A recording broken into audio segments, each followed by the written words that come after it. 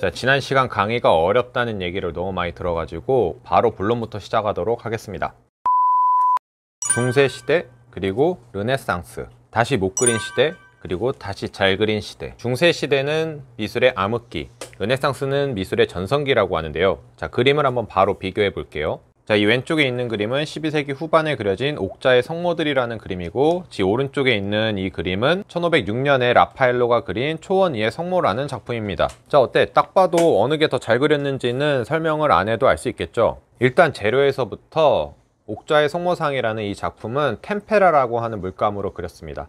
이 템페라라고 하는 물감은 계란 노른자를 섞어서 쓰는 물감이에요. 우리 왜 수채화 물감에 물을 섞어 쓰듯이 이 물감에는 계란 노른자를 섞어 쓴 거죠. 이 물감은 유화 물감이 발명되기 전에 사용되던 물감이고, 여러 가지 장점들이 있지만 일단 물감이 빨리 말라서 좀 자연스러운 명암 표현이 조금 어렵다는 단점이 있었습니다. 하지만 일단 르네상스에 등장하면서 유화 물감이 개발되면서 라파엘로는 유화 물감으로 그림을 그렸고, 유화 물감은 템페라에 비해서 훨씬 더 명암 표현이 자연스럽게 할 수 있다는 장점이 있었습니다. 하지만 이런 과학적인 이유뿐만은 아니다. 불과 300에서 400년 만에 인간의 그림 실력이 요만큼에서 요만큼 발전했다? 일단은 아니겠죠. 왜냐면 이미 인간은 지난 시간에 봤던 것처럼 기원전 이전에도 이 정도로 돌을 잘 깎아낼 수 있는 사람들이었습니다. 그러면 왜 중세시대에는 이 정도밖에 그려낼 수가 없었느냐? 이제 초기 기독교부터 교회는 다른 종교의 우상 숭배와는 다르다는 것을 강조하기 위해서 신의 모습이 숭배의 대상으로 만들어지는 것을 거부했어요. 이게 좀만 더 깊게 들어가서 설명을 하면, 이 기독교 초창기에 예수님의 그림 같은 거, 조각 같은 것들이 기적을 일으켰더라, 이런 소문 같은 게 퍼지면서 사람들이 이 조각상이나 그림을 숭배하게 되는 거야. 그러면서 이제 그림이나 조각 등을 이용해서 이 신이라든지 예술을 표현하는 거를 금지시켰죠. 이거는 좀 이해가 쉽게 되죠? 되니? 자, 이런 이유들 때문에 성상화를 계속 인정해야 된다, 인정해야 되지 않는다 라고 하는 주장들이 첨예하게 대립을 하다가 6세기 말에 이제 교황 그레고리우스 1세라고 하는 분이 많은 신도들이 문맹이기 때문에 이들을 교화시키려면 그림이 필요하다 라고 옹호해주는 주장도 있었습니다. 그래서 미술을 옹호하는 사람들은 대다수 이 논리를 따랐어요. 대신 그리스 시대처럼 그림 속에 잘 그린 비율 좋고 이상미를 추구할 필요는 없었어요. 성경의 말을 전달하는 게 주요 목적이었기 때문에 그림을 그다지 잘 그릴 필요가 없었다라고 얘기했었죠. 자, 이거 보고 의문이 드는 사람도 있을 거예요. 왜 잘 그리면 안 되는 건데? 예수님을 더 사실적으로 그리면 나는 더 이해하기 좋을 것 같은데? 자, 내가 중세시대의 미술가야.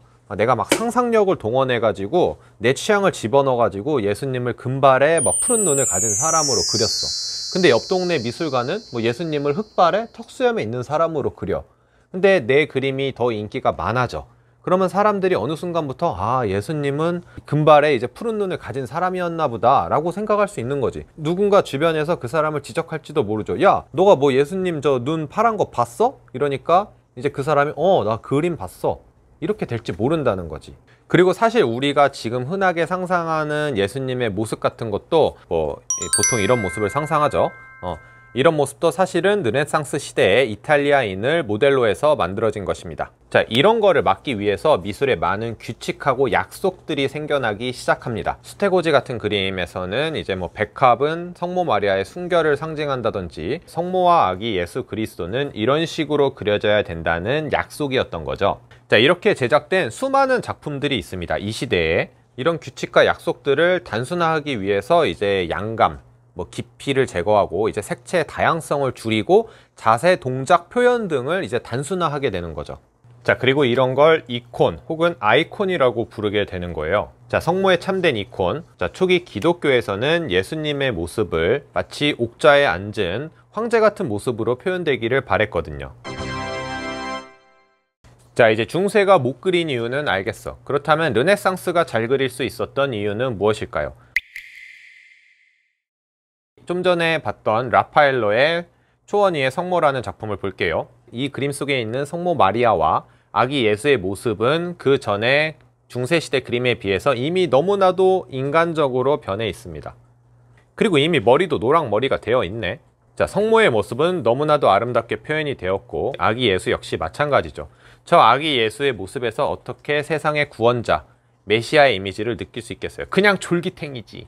사실 르네상스라고 하는 게 그냥 갑자기 어떤 하나의 이유로 등장하게 되는 것은 아닙니다. 자, 이때는 문화 예술 속에 르네상스뿐만 아니라 사회적으로도 정말 많은 변화들이 일어나요. 1300년대를 전후한 십자군의 원정 결과로 인해서 시장 경제 체제가 변화하게 되고, 그래서 부르주아 계급들이 생겨나고 그들이 미술을 후원하고 뭐 금속 활자가 개발이 되고 뭐 종교개혁이 일어나고 어쩌고 저쩌고, 한마디로 줄일 수 없지만 억제되고 억눌린 천년의 세월을 지나며 기존의 종교와는 다른 방식으로 생각하면서 이런 미술의 변화들이 일어나게 되었다. 어떤 변화라고요?